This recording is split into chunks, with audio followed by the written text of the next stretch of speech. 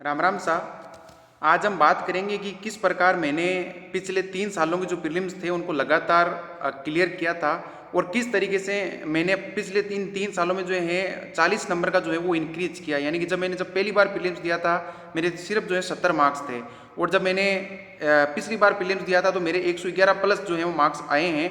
और इस बार जो प्रीलिम्स दिया है उसमें भी जो कोचिंगों की जो आंसर की उसके अकॉर्डिंग 116 से लेकर 118 के बीच में जो है वो नंबर आ रहे हैं। तो इस इतने बड़े इंक्रीज को जो है मैं आपको समझाने की कोशिश करूंगा इस वीडियो में और ये बताने की कोशिश करूंगा कि किस प्रकार आपकी जो प्लानिंग है वो होनी चाहिए और जिसके जरिए जो आप प्रीलिम्स को जो है इस बार हो चाहे प्रीलिम्स चाहे अगले साल हो चाहे उससे अगले साल हो उन प्रीलिम्स को जो आसानी से निकाल पाओ और आप जो है इसमें बार बार अटको नहीं और अगला जो स्टेज है मेंस का उसमें आसानी से जो है वो प्रवेश कर पाओ। तो मैंने जो ये स्क्रीन है इस स्क्रीन में जो है मेरी अपनी जो इस पिछले साल की जो 2023 का जो प्रीलिम्स हुआ था उसकी मार्कशीट को शेयर किया है। इसमें जो मेरे GS1 पेपर है पेपर फर्स्ट उसमें जो मार्क्स जिसमें बता रखे हैं वो 111 प्लस है।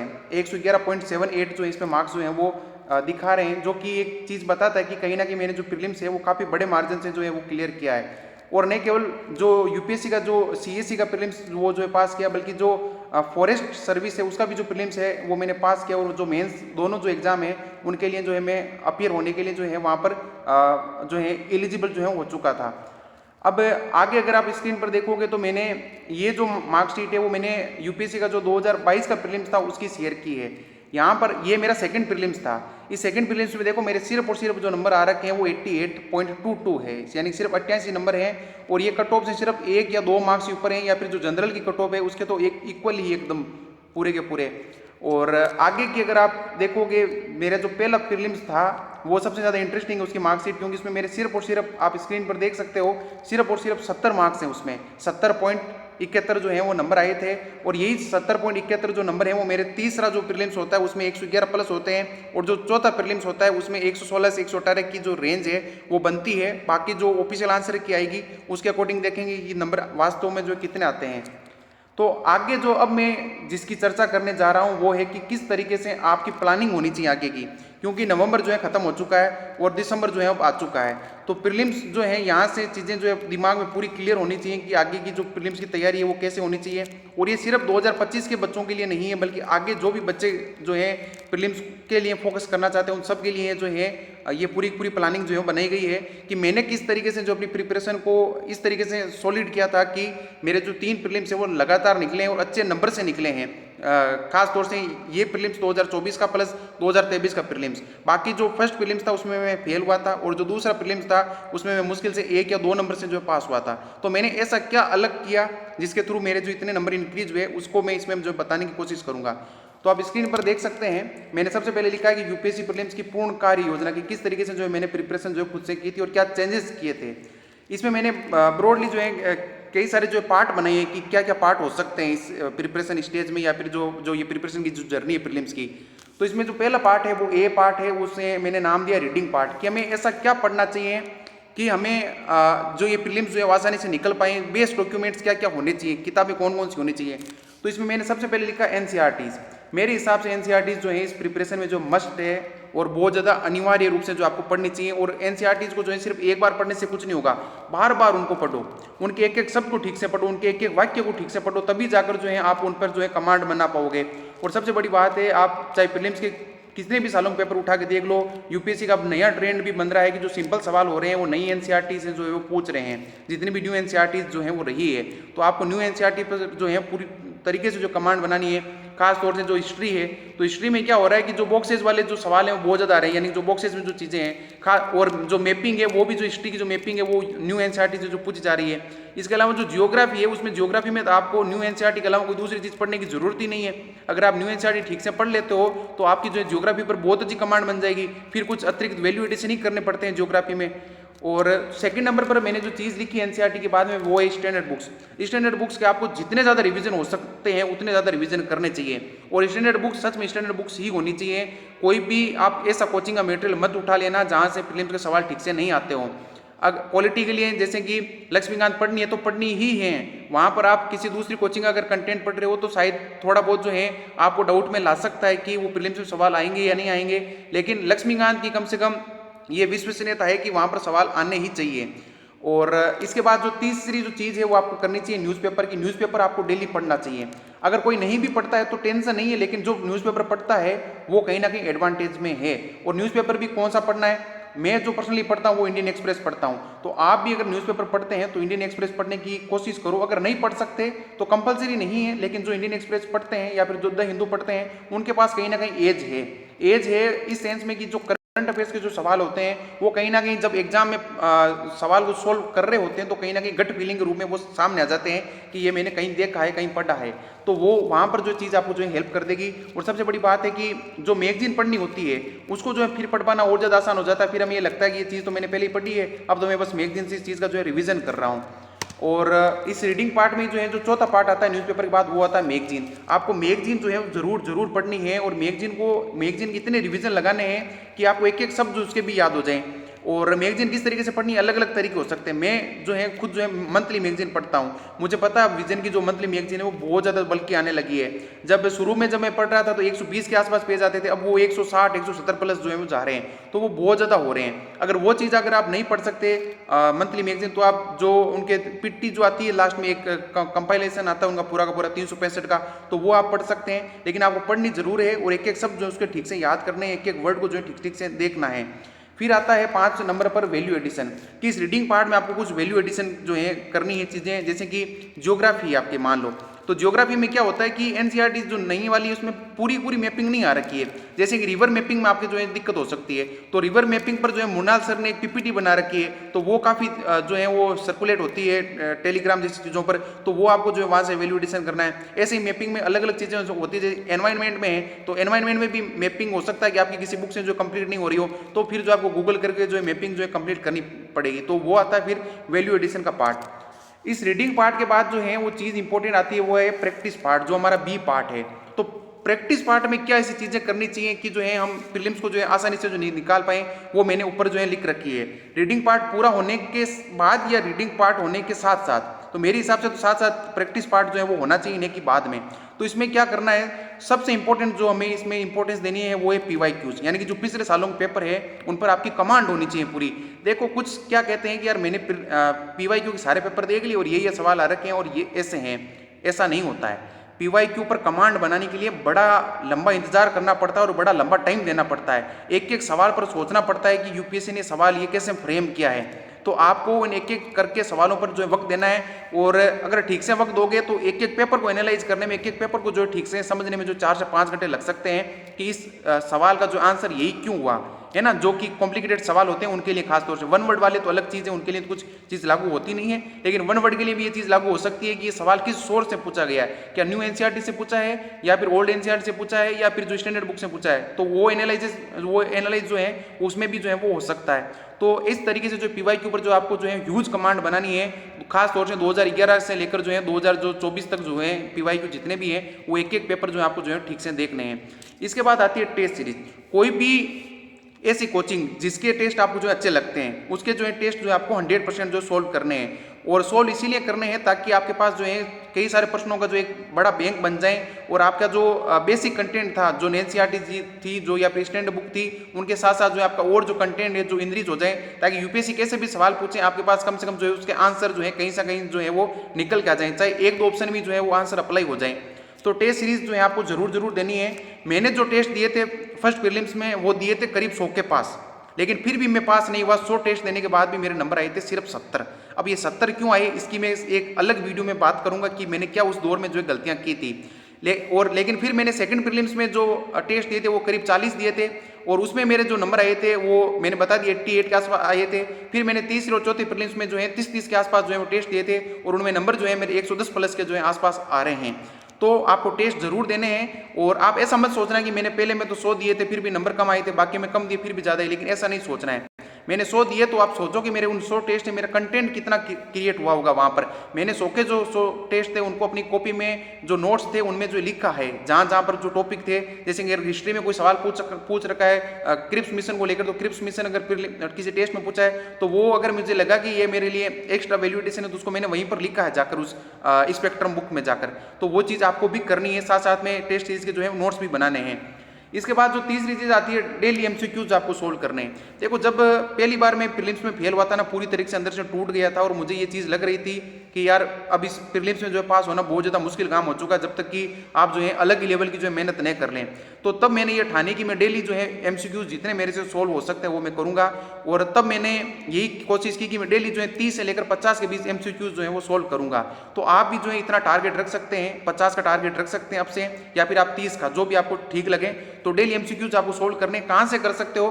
तो पहली चीज़ है कि आप घटना चक्र, जो एक बड़ी अच्छी बुक आती है, तो आप उसको देख सकते हो। लेकिन आपको एक एक जो टॉपिक होता है उसमें पीएचडी नहीं करनी है। घटना चक्र में दरअसल पीएचडी करवा रखी है। अगर घटना चक्र आपको ठीक नहीं लगे तो आप फिर जो है आप किसी और चीज़ को जो आपको ठीक लगता है एमसीक्यूज जो अच्छे बनाते हैं उनकी जो एमसीक्यूज आप जो है देख सकते हो। और जो चौथा है वो आता है ऑनलाइन करंट अफेयर्स के क्विज। मैं कौन से सोल्व करता था ऑनलाइन करंट अफेयर्स के क्विज? मैं सबसे पहले जाता था इनसाइट पर। इनसाइट के जो डेली 5 सवाल दिए जाते हैं वो उनको मैं ठीक से सोल्व करता था और बड़े अच्छे सवाल होते हैं। और वो सवाल अच्छे किस तरीके से होते हैं कि दिन में जो भी खबर आ रखी है, न्यूज़पेपर में जो भी खबर, उनको पूरा वो जो है कवर कर देते और उसे जो है पूरा रिवीजन हो जाता था। पहले हम न्यूज़पेपर के रूप में पढ़ते हैं, फिर जो है वेबसाइट पे जाकर और देख लेते हैं उनके सवाल, और फिर मैगजीन भी देख लेते हैं, और फिर उसके टेस्ट सीरीज भी सोल्व कर लेते हैं, फिर पीवाईक्यू भी कर लेते हैं। इस तरीके से जो है कहीं ना कहीं हमारी कमांड जो है बहुत बड़े लेवल पर जो जनरेट होने लगती है। तो आपको ऑनलाइन क्विज भी सोल्व करने।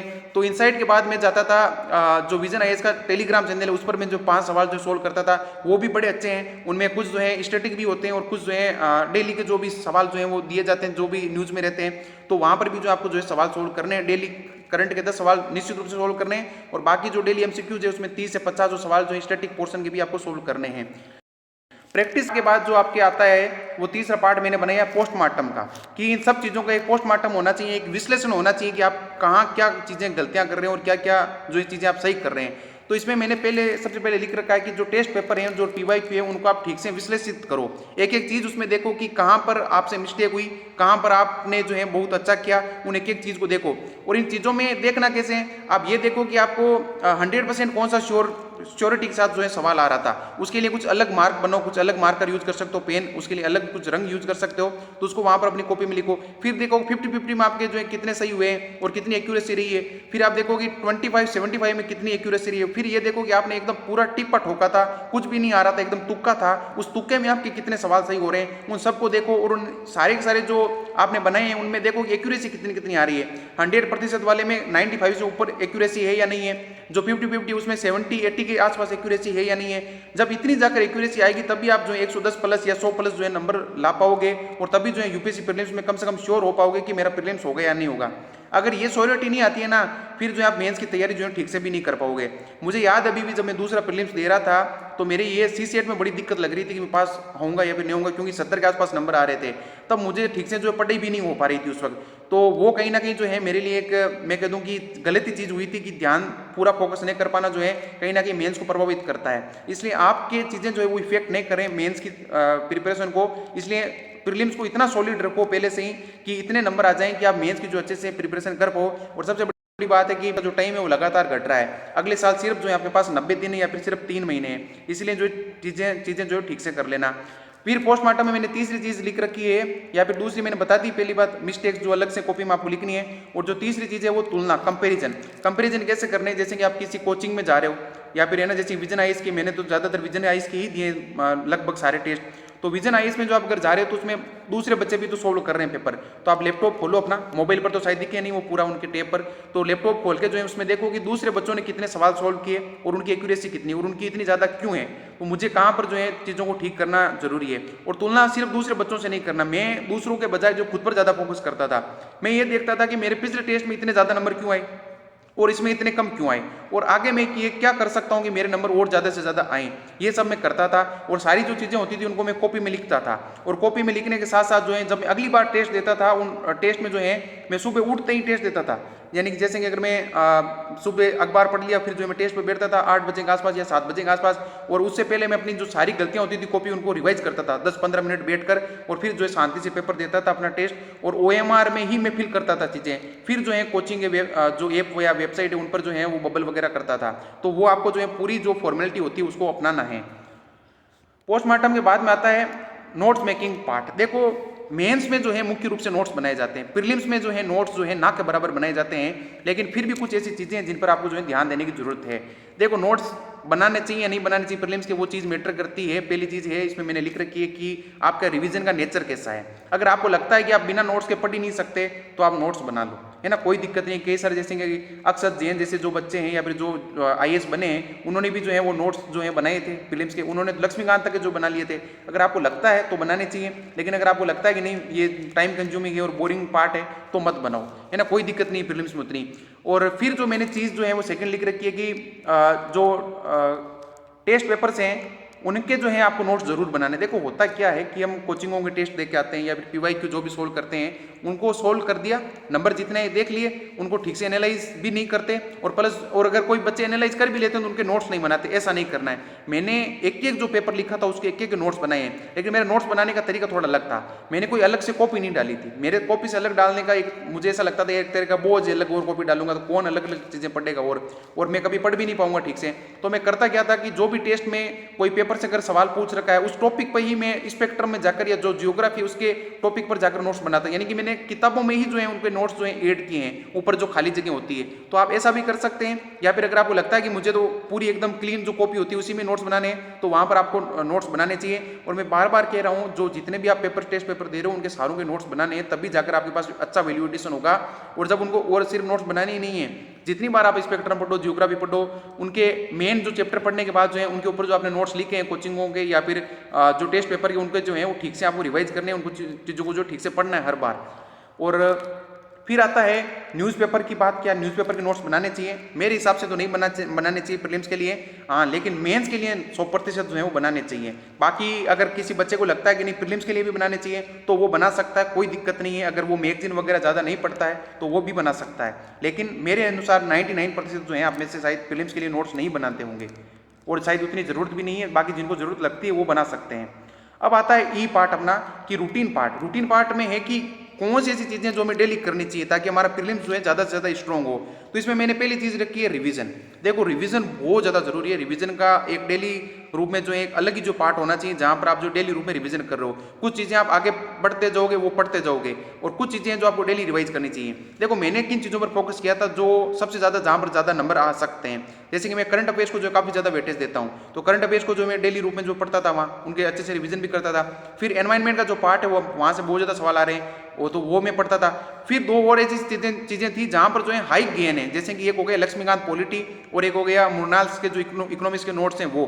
तो वहाँ पर मैं बहुत ज़्यादा फोकस करता था कि इनको जो डेली रूप में रिवाइज करना है। देखो लक्ष्मीकांत जैसी जो चीज़ें हैं ना वो अगर आप थोड़े दिन नहीं पढ़ते हो ना वो दिमाग से आउट हो जाती है। इसलिए मैं लक्ष्मीकांत को तो अपने डेली पार्ट में रखता ही था, चाहे मुझे 30 मिनट पढ़ना पड़े चाहे 45 मिनट पढ़ना पड़े या कितना भी पढ़ना पड़े उसको मैं पढ़ता था। ऐसे इकोनॉमिक्स को मैं भी पढ़ता था, एनवायरमेंट को भी पढ़ता था, ताकि अगर मेरी इन पर कमांड रहती है तो मैं एक बड़ा जो पोर्शन है पेपर का वो कवर कर सकता हूँ और मुझे हमेशा चीज़ें याद रहेगी। कभी मुझे ये नहीं लगेगा कि मैं कहीं भटक चुका हूँ। लेकिन कुछ ऐसे बच्चे होते हैं जो कि एक एक जो सब्जेक्ट होते हैं उनको ज़्यादा टाइम देते हैं और वो इस तरीके से रिवाइज नहीं करते हैं। वो कुछ होते हैं 3-3 4-4 घंटे जो ज्योग्राफी को लेकर बैठते हैं या फिर मैं कहूँ ऐसे बच्चे ज़्यादातर होते हैं। लेकिन मैंने ऐसा नहीं किया था।